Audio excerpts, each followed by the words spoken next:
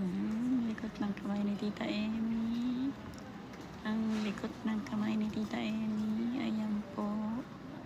Video-video po tayo habang naghihintay po sa ating pagbubukas na restaurant. Ay, malikot ka, Tita Emmy. Nahilo kami. Nahilo kami, Tita Emmy. Ayan, may isda po doon, no?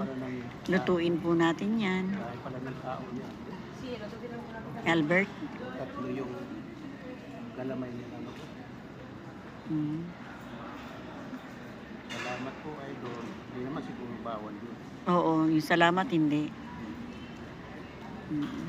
Kasi hindi na ako may magkukumit ng kung ano. Oo. Bahala na sila po.